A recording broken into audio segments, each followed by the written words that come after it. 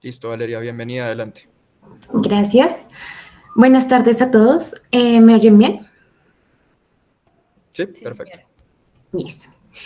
Mi nombre es Valeria Correa Martínez. Soy estudiante de octavo semestre de medicina de la Universidad Nacional de Colombia y hoy les estaré hablando de la enfermedad de Alzheimer, sus principios moleculares y genéticos.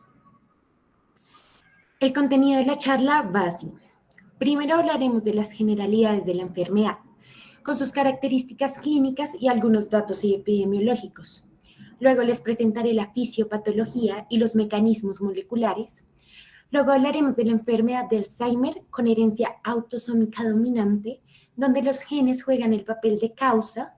Y posteriormente hablaremos de la enfermedad de Alzheimer como una enfermedad compleja, donde los genes juegan el papel del riesgo. Una introducción a la enfermedad de Alzheimer. Fue escrita por primera vez por Alois Alzheimer, un psiquiatra y neurólogo alemán que evidenció los hallazgos histopatológicos en el cerebro de uno de sus pacientes.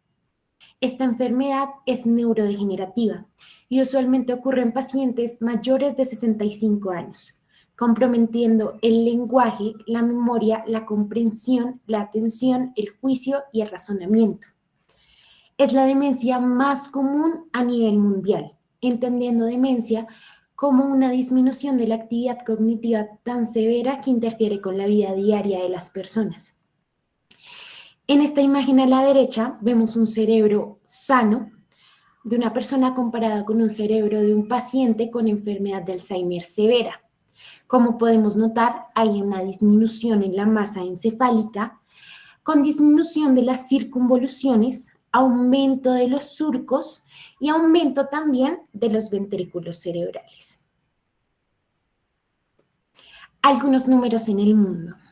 Entonces, 24 millones de personas en este momento tienen enfermedad de Alzheimer y se espera que con el aumento de la longevidad, este número aumente 4 veces para el 2050. Además, el principal factor de riesgo para desarrollar esta enfermedad es la edad. Por esto, después de los 65 años, cada 5 años se dobla el riesgo. Además, el porcentaje en el que aumenta el riesgo tener un familiar de primer grado con la enfermedad es del 10 al 30. Y además, tener 2 o más hermanos con la enfermedad de Alzheimer triplica el riesgo. Otros factores de riesgo son la enfermedad cardiovascular, la enfermedad cerebrovascular, el consumo del tabaco, el síndrome de Down, el trauma craneoencefálico y la presencia del alelo E4 de APOE. Como factores protectores tenemos el uso de estrógenos en mujeres, uso de agentes antiinflamatorios, tocar instrumentos musicales, mayor nivel de estudio, una dieta saludable y un ejercicio aeróbico. ¿Qué estamos viendo aquí? Que los factores que aumentan la inflamación en el sistema nervioso central predisponen al desarrollo de la enfermedad, mientras que los factores que disminuyen la inflamación y aumentan el trabajo cognitivo son factores protectores. ¿Cómo es la clínica de esta enfermedad? Como sabemos, es neurodegenerativa. Entonces va siendo una enfermedad progresiva. El primer afectado es la memoria. En el cerebro, las áreas que se afectan primero son más que todo el hipocampo y la corteza entorrinal, que son muy importantes para la memoria. Entonces, los primeros síntomas de la enfermedad de Alzheimer son episodios de pérdida de memoria de corto plazo que se van volviendo cada vez más frecuentes y luego comienzan a afectar también la memoria a largo plazo. Luego se afectan las funciones ejecutivas, como la inhibición, la retroalimentación, la atención, la planificación y la resolución. Posteriormente vienen los síntomas neuropsiquiátricos, como la apatía y la depresión. Y al final, en la parte ya grave de la enfermedad, las funciones motoras se comienzan a afectar. Cosas como caminar, como comunicarse e incluso deglutir se van volviendo más difíciles cada vez. Al final hay incluso incontinencia por no posibilidad de control de esfínteres y termina habiendo una dependencia total del cuidador de estos pacientes y finalmente la muerte. El diagnóstico de la enfermedad de Alzheimer en este momento es totalmente patológico, post-mortem, y se caracteriza por dos cosas. La primera es los ovillos neurofibrilares localizados dentro de las neuronas.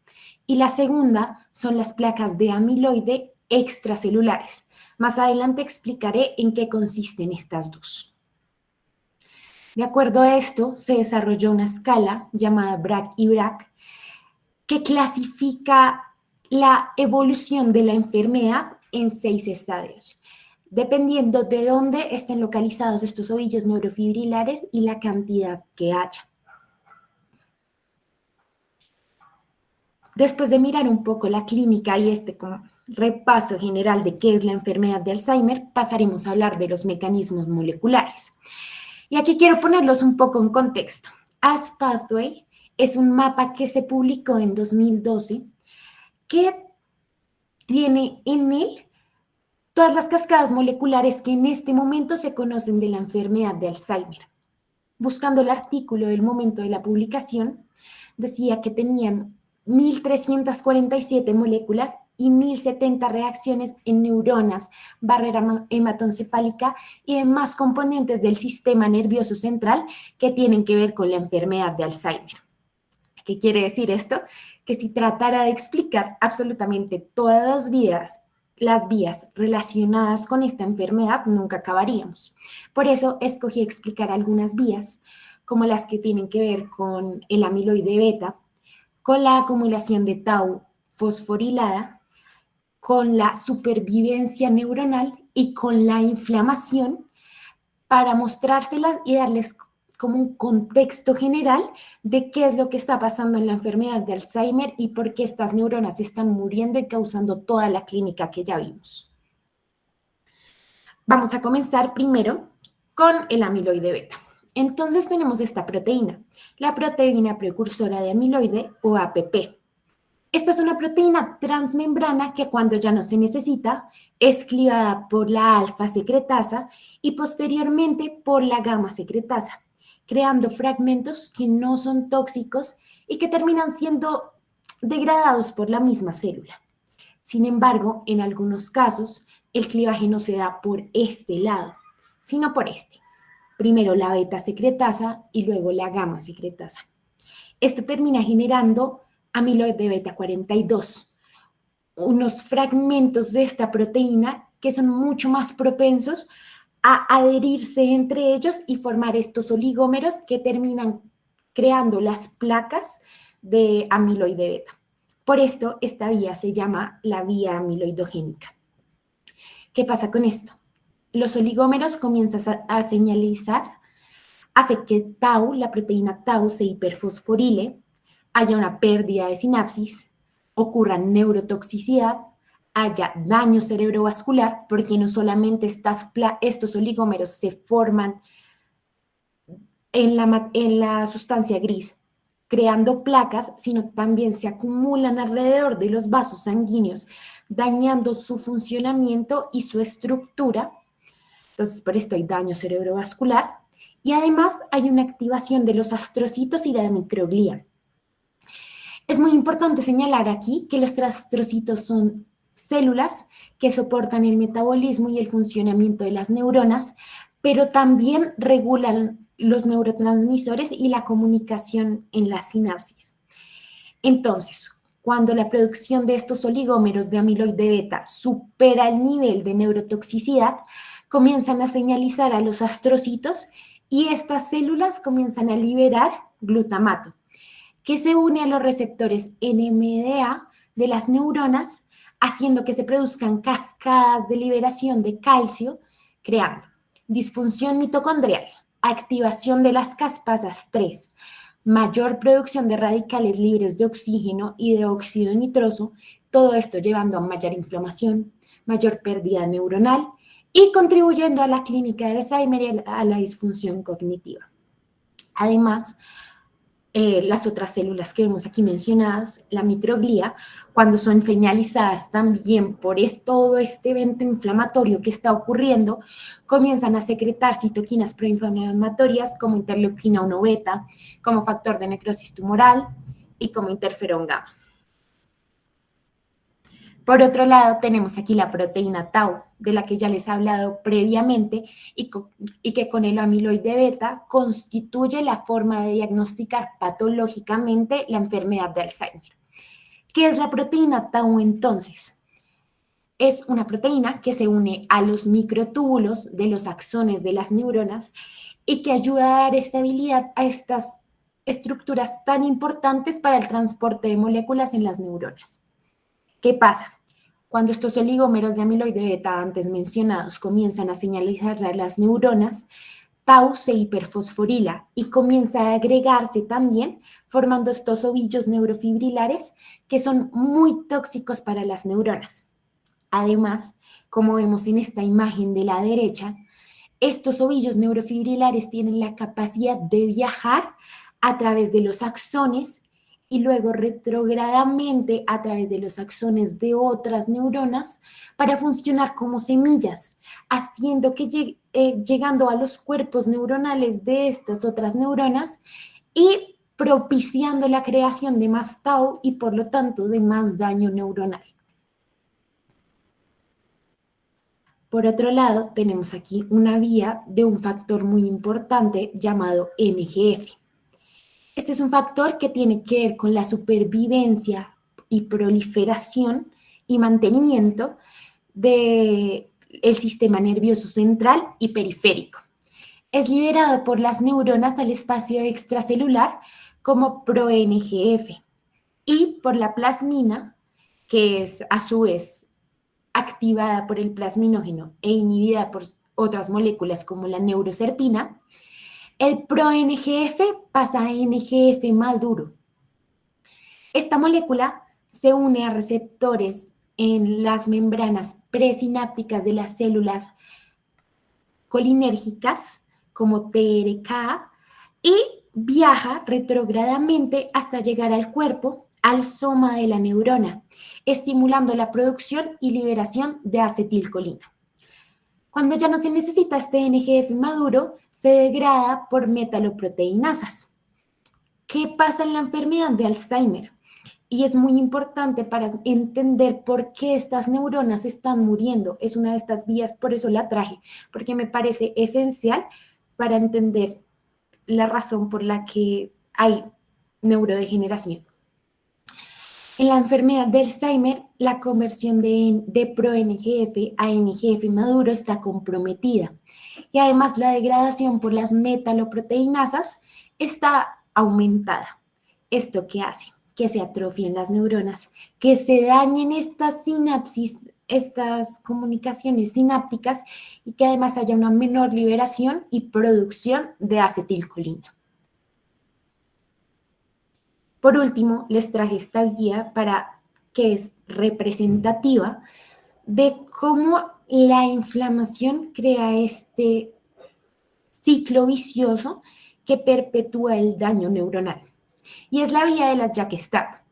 Como me imagino que muchos de ustedes habrán habido, esta vía está involucrada en muchísimos mecanismos de señalización intracelular. Está involucrada en las citoquinas, en los receptores acoplados a proteína C, en los receptores de los factores de crecimiento y en los receptores tirosinquinasa. Entonces, sitúense en todo este ambiente proinflamatorio que está ocurriendo en un cerebro con una enfermedad de Alzheimer. Hay señalización de las citoquinas. Los receptores de estas citoquinas hacen que JAK se fosforile y esto causa que STAT también se fosforile, forme dímeros que se traslocan al núcleo y se unen a secuencias específicas de respuesta para así estimular la transcripción de factores. Podrían ser factores de crecimiento, sin embargo, situados en un ambiente proinflamatorio. termina perpetuando este ambiente proinflamatorio, creando más citoquinas, liberando más citoquinas y haciendo este círculo vicioso.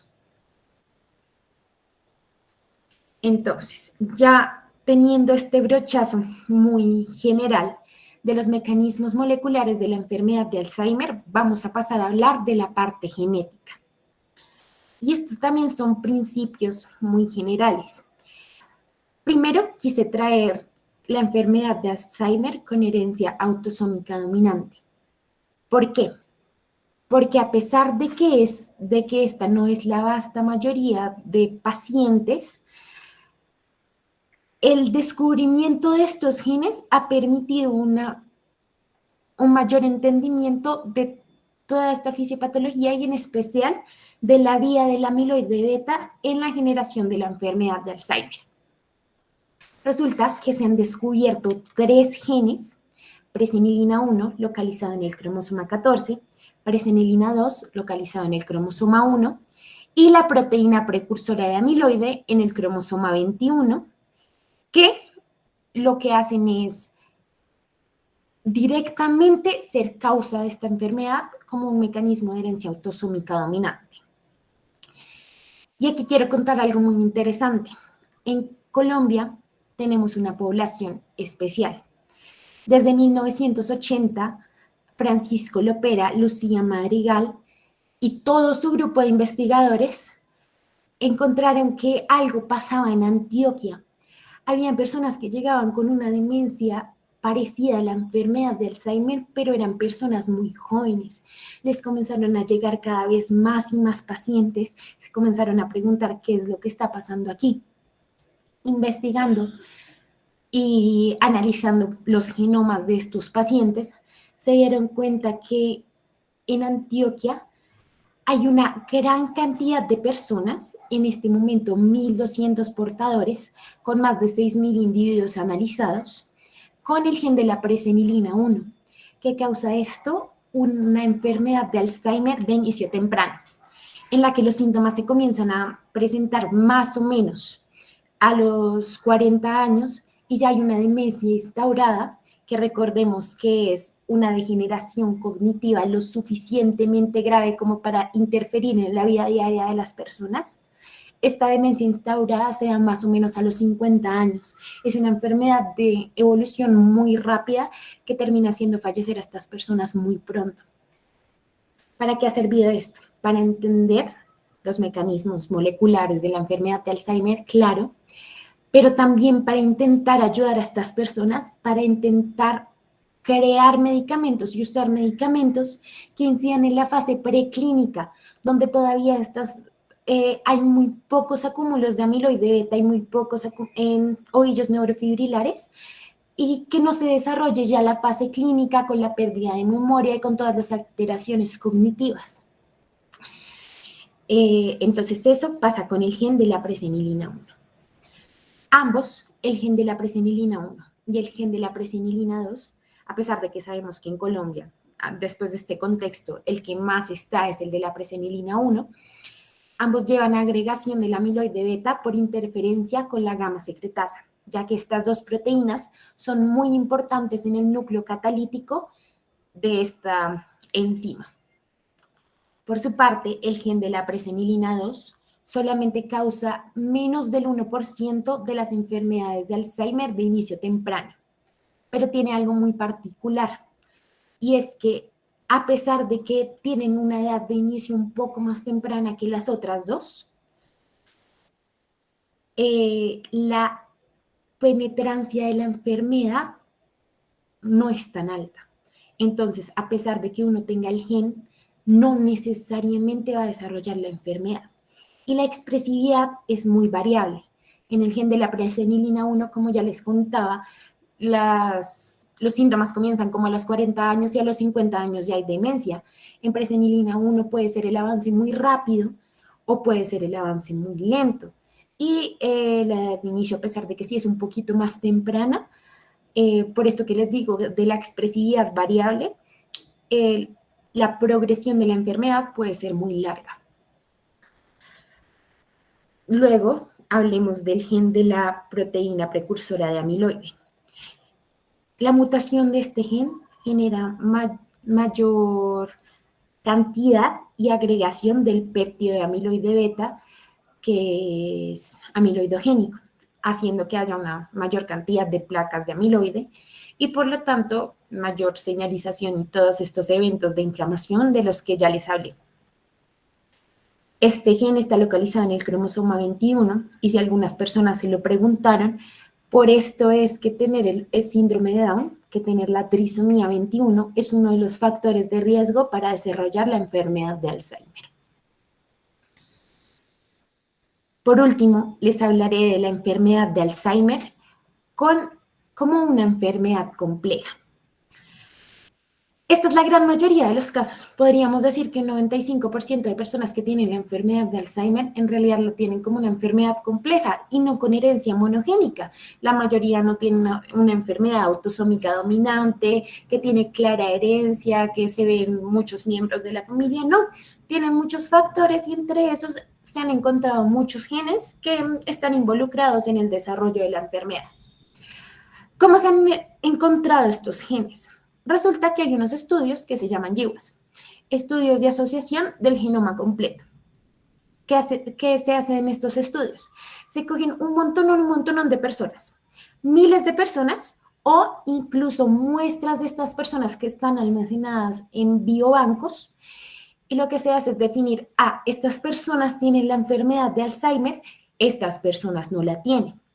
Y se comienza a analizar toda su información genómica y a ver las variantes, más que todo variantes de un solo nucleótido, por ejemplo, una adenina que se cambia por guanina, una citosina que se cambia por timina, cómo estas variantes se ven más frecuentemente en los casos, en las personas que tienen la enfermedad, que en los controles. Es muy importante tener en cuenta que los resultados de estos estudios dependen mucho de los criterios diagnósticos de la enfermedad de Alzheimer, de la población estudiada, de la cantidad de personas estudiadas, porque entre más cantidad de personas que haya, más variantes se van a poder ver y más variantes se van a poder relacionar. Por esto es necesario que para definir la importancia de una variante en la fisiopatología de la enfermedad de Alzheimer, es necesario que se haya estudiado en varios de estos estudios de asociación del genoma completo para que la conclusión sea sólida. El primer gen que se relacionó con la enfermedad de Alzheimer con una herencia compleja es el alelo E4 en el gen ApoE. ApoE es una proteína muy importante en el metabolismo de los lípidos, que tiene 3 isoformas, E2, E3 y E4. Se ha visto que E3 es la más frecuente, es la que tiene la mayoría de la población. Le sigue E4 y continúa E2. E2 es la menos frecuente. E3 tiene un efecto neutro en el desarrollo de la enfermedad de Alzheimer. Que uno la tenga realmente no influye en que uno vaya a desarrollar la enfermedad. E4 se ha visto que es un factor de riesgo. Entonces, aumenta 3 veces el riesgo tener esta isoforma en los heterocigotos y 15 veces el riesgo para los homocigotos. Fue relacionada por primera vez en 1993. Pero con este gen hay algo muy interesante y es que la isoforma E2 protege para la enfermedad de Alzheimer. Las personas con E2 suelen desarrollar menos la enfermedad y si la desarrollan, esta suele ser de un inicio más tardío. Aquí tenemos otros genes y la verdad solamente les traje 5, pero en los estudios de asociación del genoma completo se han logrado encontrar más de 40 y todos los días se encuentran más.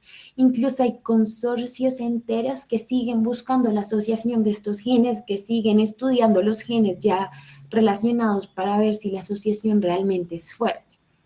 Entonces, por ejemplo, les traigo el gen TREM2. Ese está involucrado en el metabolismo del amiloide beta y de los lípidos. Está también involucrado con el funcionamiento del sistema inmune, con la apoptosis, con la fagocitosis y con la autofagia. ¿Qué pasa? Cuando se encontró este gen, se dieron cuenta que estudiándolo podían también entender mucho del papel de la microglía en la enfermedad de Alzheimer. Y en este momento es el gen que más se estudia para entender eso, para el papel de la microglía que es tan importante. Se ha visto que la variante en la proteína R47 por H es la que tiene mayor asociación. Hay diferentes variantes que de este gen que se han encontrado con asociación, pero esta es la que se ha visto que tiene un mayor efecto en el desarrollo de la enfermedad. Además, hay otros genes, como sortilina 1, que está involucrada en el metabolismo de amiloide beta y lípidos, BIN1, que está involucrado en la patología tau, en la apoptosis, fagocitosis y autofagia, y ABCA7, que está involucrada en el metabolismo de amiloide beta y los lípidos, en el sistema inmune, en el funcionamiento del sistema inmune, y en la apoptosis, fagocitosis y autofagia.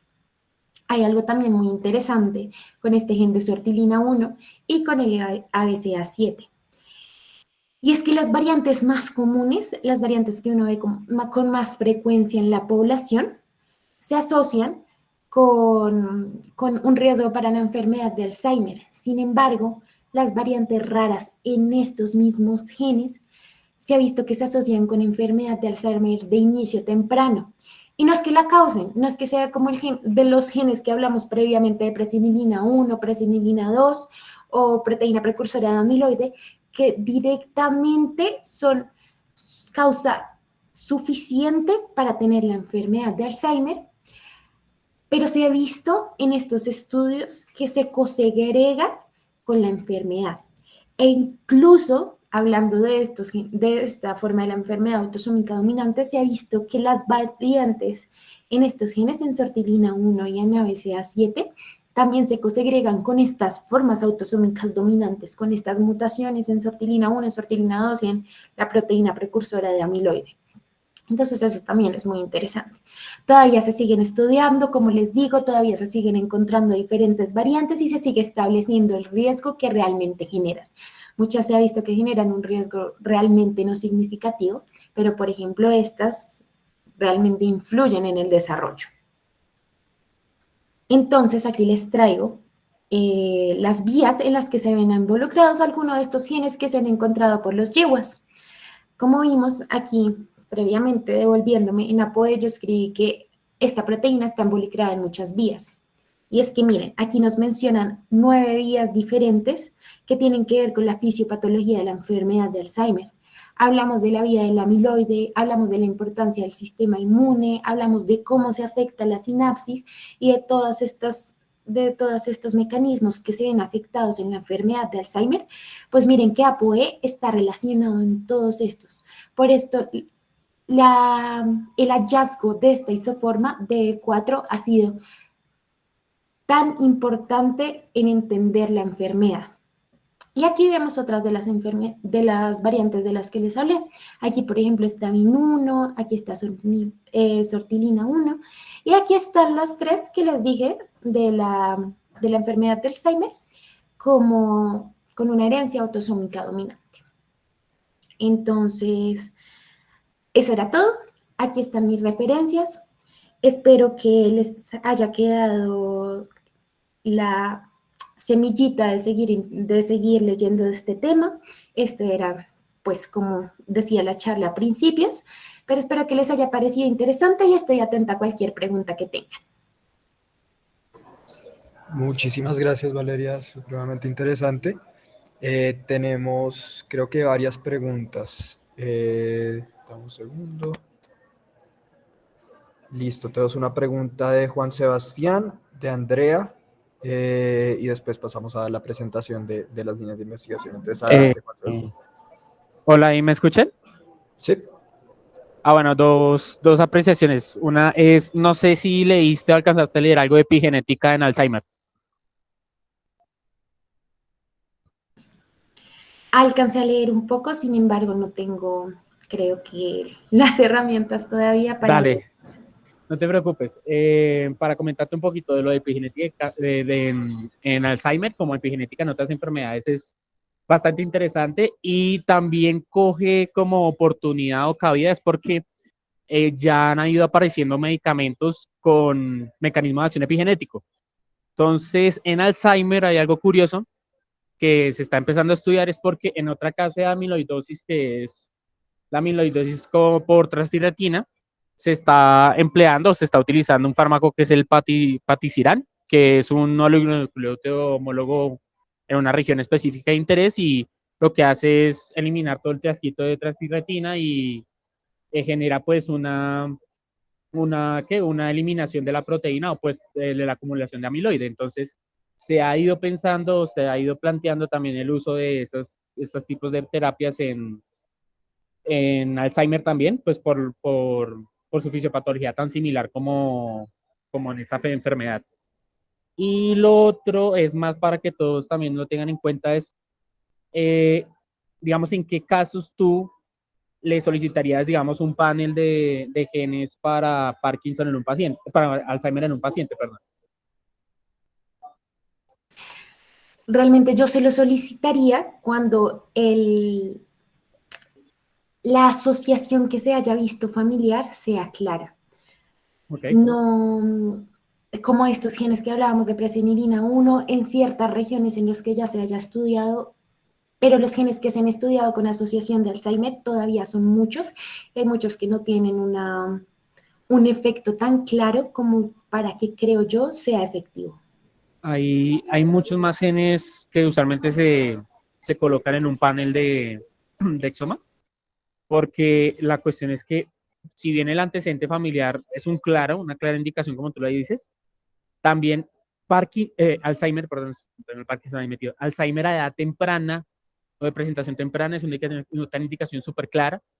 Alzheimer atípico es otra, porque hay otros genes en que no son así súper claros, un cuadro así súper de libro. Y también acá en Colombia pasa una situación bastante interesante, es porque cerca por Medellín hay una zona en que tenemos nosotros Alzheimer juvenil. Nosotros participamos con un estudio también estadounidense en ese lugar cerca de Medellín por alta consanguinidad y demás. Alzheimer de edad súper temprana, 16, 18, 20 años. Entonces, en esas, pues ya se sabe, están más relacionadas con APOE4, pero pues esas son indicaciones claras. Era esas cositas para que tuvieran en cuenta. Muchas gracias. Súper, gracias, Juan. Andrea. Sí, yo tengo la pregunta acerca de cómo se relaciona este tema más con, digamos, todo el tema que tenemos ahorita, con estas frecuentes demandas que se ven, digamos, por fungicidas y todo este tema en los múltiples estudios que se han visto que afectan la capacidad cognitiva y en síntesis afectan mucho, digamos, este tipo de cosas, que es, digamos, la sobreexcitación de neuronas. Entonces, quería saber si existe una relación directa con este tipo de sustancias tóxicas que se encuentran mucho hoy en día. No sé si entendí la pregunta, pero no encontré ningún estudio que relacionara estas sustancias como un factor de riesgo para desarrollo de la enfermedad de Alzheimer, aunque por lo que tú dices, creería que sí tiene que ver con el desarrollo de otras enfermedades neurodegenerativas, pero no encontré nada relacionado directamente con la enfermedad de Alzheimer. Listo, gracias. Frank. Yo investigué ahí rapidito mientras tú hablabas. Me causó curiosidad el TREM2. Busqué rápidamente y entre sus funciones aparecía que era un gen que se encargaba, un TREM que se encargaba de la regulación de la inflamación y la fagocitosis en el cerebro y que podía ayudar a la protección contra lesiones neurodegenerativas como el Alzheimer, el Parkinson, la esclerosis o la enfermedad de Huntington. Sin embargo, cuando lo busqué más a fondo, porque eso suena como favorecedor, como bonito, pero no encontré cuál era la variante que proporcionaba el Alzheimer. Sí encontré por todos lados que podía indicar una presencia de Alzheimer, pero no encontré cuál era la variante o si eso se compone y pensé que tú podrías haberlo encontrado. Resulta que se han encontrado varias variantes relacionadas con el desarrollo de la enfermedad de Alzheimer y es que es precisamente lo que tú dices, que regula toda la inflamación, que regula toda la fagocitosis. Las mutaciones que se han encontrado relacionadas con el desarrollo de la enfermedad de Alzheimer normalmente son de pérdida de sentido, de codón de parada, no, en TREM2 es más de pérdida, como de un cambio de un aminoácido que no es sinónimo, entonces afecta la función de la proteína. Entonces han sido varias variantes que se han encontrado, en especial esta que yo mencioné acá. Espérate, me devuelvo. Esta del cambio del aminoácido R por el aminoácido H, esa ha sido la que se ha encontrado con mayor asociación. Sin embargo, son muchas y lo que te digo, como en esta, lo que pasa es que hay un cambio de la secuencia que hace que el aminoácido no sea el mismo, que la mutación no sea sinónima. Por esto, todos estos efectos benéficos que tú mencionaste de TREM2 se pierden. Comprendo, gracias. Vale. Olga Cecilia. Sí, buenas tardes, excelente charla, muchas gracias. Con respecto a este pueblo cercano a Medellín donde se hacen estudios, tengo entendido que es el estudio más amplio y más grande que se han hecho en Alzheimer, dado la frecuencia tan alta que se ha presentado en este pueblo, sobre todo en personas jóvenes, inclusive alrededor de los 40 años y eventualmente algunos inferior a 40 años. Sería interesante revisar, no sé si lo mencionan en la charla, no sé si, creo que no, pero con respecto a CRISPR en estos casos donde se presenta Alzheimer en personas tan jóvenes, sería interesante revisar si existe algún tipo de edición de genes conocidos que tengan asociación directa. Claro que CRISPR pues todavía está en desarrollo en otras patologías diferentes, anemias, pero sería interesante evaluar si se puede profundizar un poco en esa parte. Muchas gracias. ¿Qué sabes sobre eso? ¿Tienes conocimiento de algún tema asociado a CRISPR en este tipo de patologías En este neurodegenerativas? Gracias. momento, las terapias que encontré, que se han probado en las personas con Alzheimer y específicamente en esta población, son más que todo anticuerpos que se unen a los acúmulos de amiloide beta, que se unen a tau, o reguladores de la neurotransmisión, por ejemplo, colinérgica, pero no se ha, que yo haya encontrado, no se ha hecho nada con CRISPR. Sí sería muy interesante y realmente probar nuevas terapias y probar nuevas formas. Creo que daría más espacio a encontrar realmente un tratamiento que les sirva a estas personas y que mejore mucho más su calidad de vida de lo que en este momento tienen. Muchísimas gracias. Por supuesto que me puedo imaginar las implicaciones tanto biológicas como éticas en la investigación con CRISPR, concretamente en este tipo de casos, que amerita muchísimo más profundidad en los estudios, dado el abordaje, ¿no? Y las implicaciones que esto representa. Sin embargo, pues eso es digamos, una puerta de entrada para soluciones de este tipo, y me parece que sería súper útil eh, pues indagar un poco más en eso, aunque sea desde lo teórico, pues porque pasarán muchos años todavía para que se vuelva algo estandarizado, ¿no? Muchas gracias. Hasta luego. Totalmente de acuerdo. Muchas gracias. Vale, vamos a tomar dos preguntas más. Ager Javier y después una que escriban por el chat. Sí, no sé si tal vez tomaste en cuenta de cuando estabas hablando lo del APOE3 y el APOE4, los efectos protectores del APOE2, sobre la última investigación de la UDEA del cerebro de Alira, donde se encontraron que la mutación tenía ambos de APOE4 del Christchurch y pues funcionó como un efecto protector durante 30 años para que la paciente no desarrollara enfermedad. Entonces ahí no sé qué tan compatible sea con lo que APOE3 no tenga una fuerte incidencia en la aparición de la enfermedad. Sí, esto también es súper interesante. El año pasado estuvimos en una charla del doctor Lopera, quien es el que ha mirado esto, Y para poner en contexto a los demás participantes, resulta que había una de las personas perteneciente a una de estas familias de Antioquia que tienen la mutación que supuestamente de herencia autosómica dominante, que supuestamente hace que uno tenga la enfermedad, no la desarrolló. Entonces comenzaron a preguntar, ¿pero qué pasa si es una herencia autosómica dominante?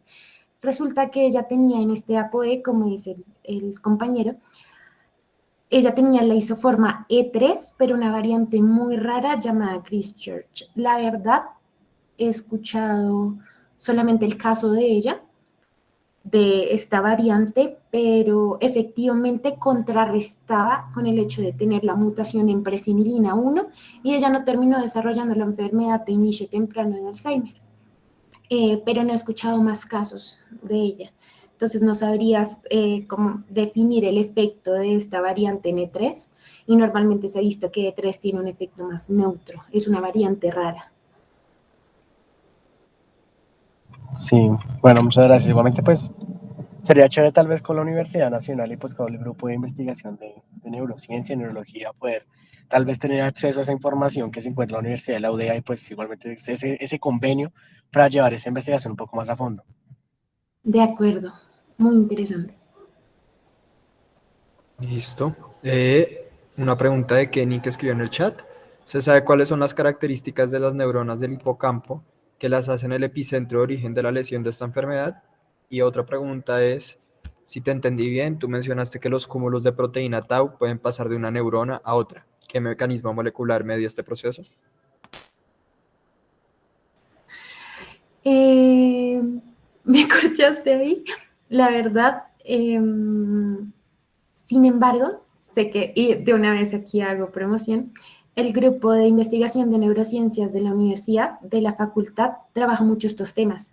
Ellos están muy involucrados en la enfermedad de Alzheimer y en la enfermedad de Parkinson. Y la primera vez que escuché esto de el paso de las semillas de tau, porque bueno, estas sí pasan a través de los microtúbulos por las neuronas y se esparcen a las neuronas, pero también a los astrocitos y a los oligodendrocitos. La primera vez que escuché esto fue en este grupo de neurociencias. Entonces, Kenny sí se interesa y a los demás sí les interesa el grupo de neurociencias, pues recibe estudiantes de pregrado y de posgrado y estudia todo esto y realmente es muy interesante. Súper bueno. Muchísimas gracias, Valeria. Súper interesante. Como saben, vamos a seguir todo este mes pues hablando de Alzheimer, hablando de pues, todas estas preguntas que quedaron y pues de todas las inquietudes, seguir desarrollándolas. La próxima charla la va a dar Kevin Useche, también estudiante de la Nacional. La tercera charla la va a dar Salomón, que es estudiante de la Javeriana, del grupo de envejecimiento y neurodegeneración de la Universidad Javeriana. Y finalmente, la última charla la va a dar la doctora Natalia Vilor de la Universidad Abierta de Cataluña en Barcelona. Entonces, pues muy invitados a seguir conectándose a todas las charlas de este mes. Y muy rápidamente vamos a presentar las líneas de investigación que estamos sacando este semestre con MBGIG. Entonces, un minuto voy a presentar pantalla.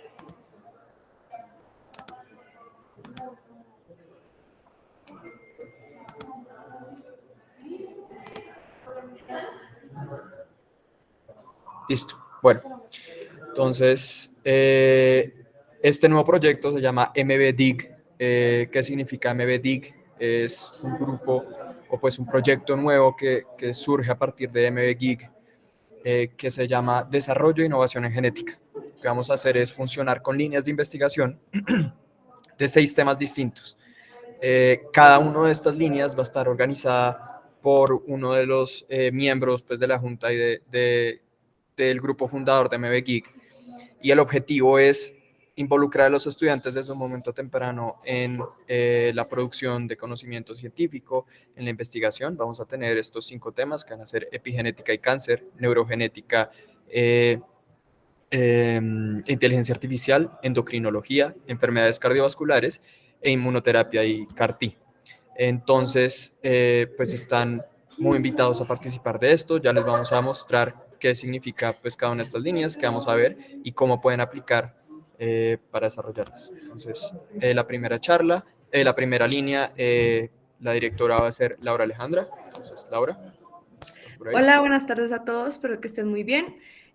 Bueno, lo que yo propongo en esta línea es una revisión sistemática exploratoria. Lo que quiero revisar son los análisis, no, perdón, analizar los avances de la terapia CAR-T-cell en cáncer hematológico principalmente. Vamos a estar revisando pues marcadores sobresalientes, las nuevas generaciones de CAR-T-cells. Por supuesto, a los que se unan primero vamos a hacer como una revisión de las generalidades de las CAR-T-cells, como una pequeña introducción. Bueno, vamos a mirar también los factores que influyen en el éxito, el fracaso de la terapia, como obesidad, edad, etnicidad. Y si es posible determinar una población específica donde el impacto sea más positivo o negativo. También la relación costo-efectividad y los desafíos que quedan por resolver. Entonces, si les interesa, por favor, escríbanme. Bienvenidos todos. Muchas gracias.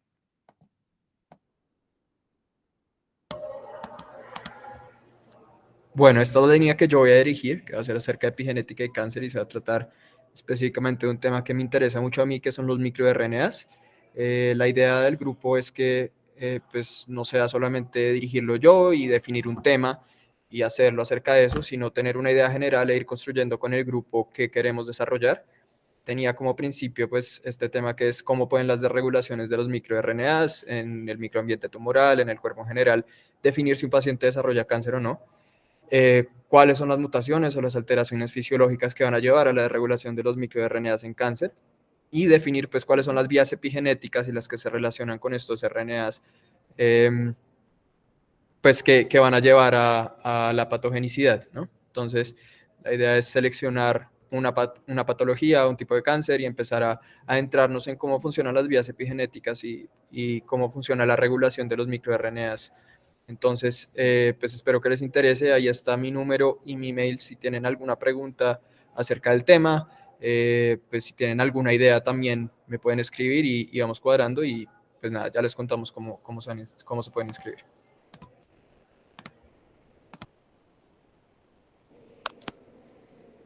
Bueno, yo voy a estar encargada de la línea de investigación de endocrinología, metabolismo y nutrición. Mi nombre es Daniela y la idea que tenemos es tocar diferentes temas, por ejemplo, la diabetes, bases moleculares de la regulación de la expresión génica en hormonas tiroideas, nutrición y metabolismo molecular, dislipidemias, autoinmunidad, neoplasias endocrinas.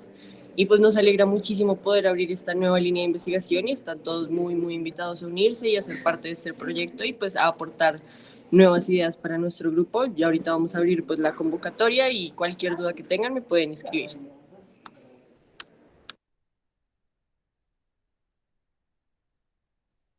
Bueno, buenas tardes a todos. Mi nombre es Gabriela Naranjo y mi línea sería acerca de las enfermedades cardiovasculares. Entonces, pues básicamente mi objetivo con esta línea sería pues conocer y adentrarnos mucho más en todo el impacto que tiene esto que es tan importante como la genética en todas las enfermedades cardiovasculares pues hereditarias. Y no solamente como en estas enfermedades y en su impacto, sino también en la utilidad de esta herramienta como para el diagnóstico y también para el tratamiento de los pacientes. Pues ahí tienen como los demás, mi número, mi correo, por si están interesados o tienen alguna pregunta, pues pueden escribirme.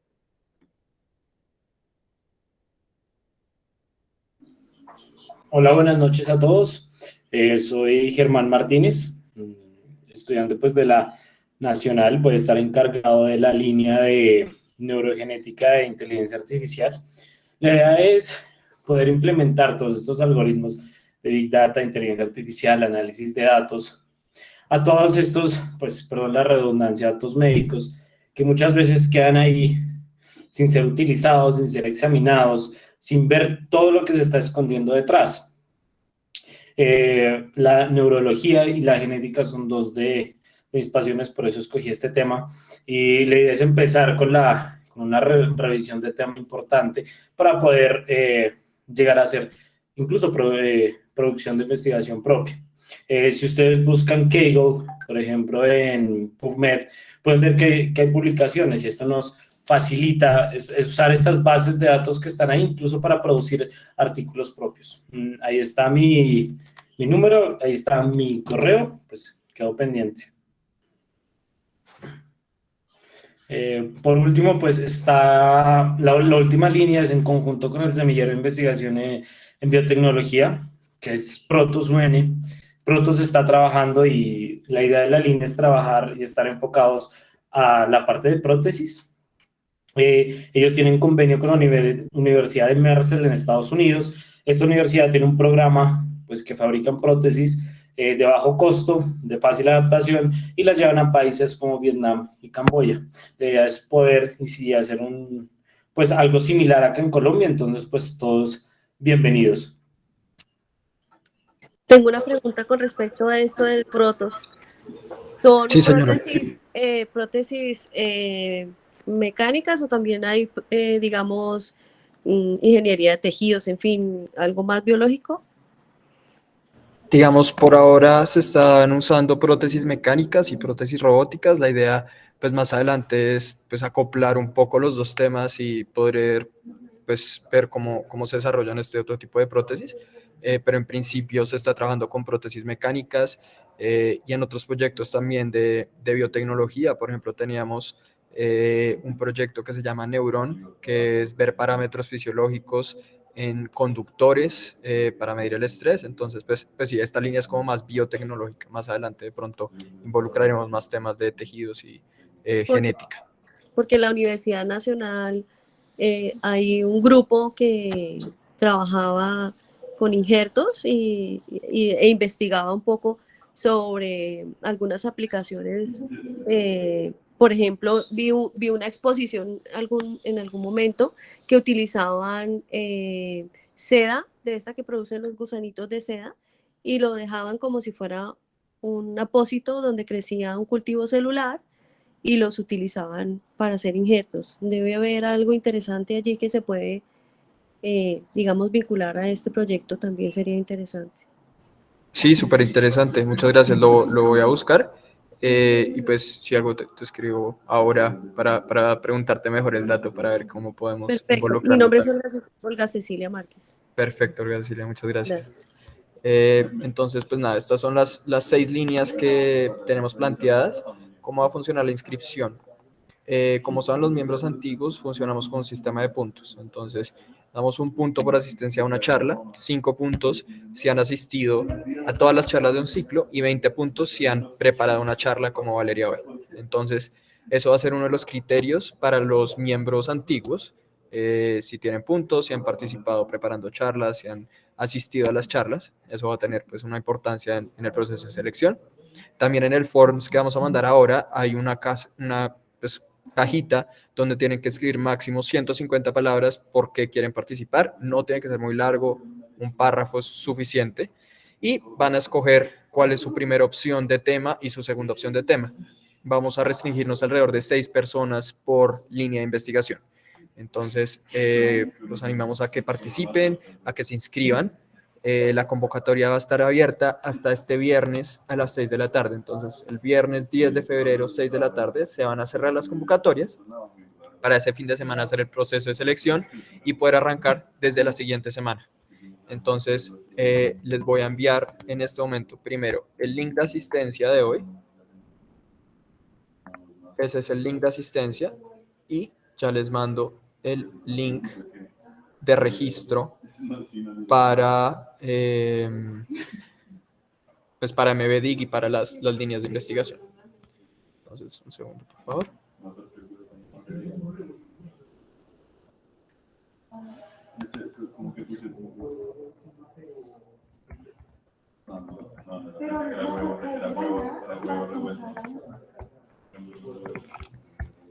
Listo. Entonces ya tienen el chat, el link de asistencia del día de hoy de la charla y el link de las convocatorias de las líneas de investigación. Si tienen cualquier pregunta, pues adelante. En pantalla tienen el QR para nuestro chat de WhatsApp y para nuestro Instagram. También Gabriela acabo de enviar toda la información de nuestras redes sociales. Les contamos también una novedad, que tenemos ahora nuestro nuevo canal de YouTube, en donde estamos subiendo todas las charlas que estamos grabando, entonces pues las pueden revisar ahí. Si no tuvieron tiempo de ver las charlas de la Semana de la Biotecnología hace una semana, las pueden revisar en YouTube, y en TikTok también estamos subiendo resúmenes y videos muy interesantes de los temas del mes. Entonces, pues nada, muchísimas gracias y quedo abierto a cualquier duda que tengan.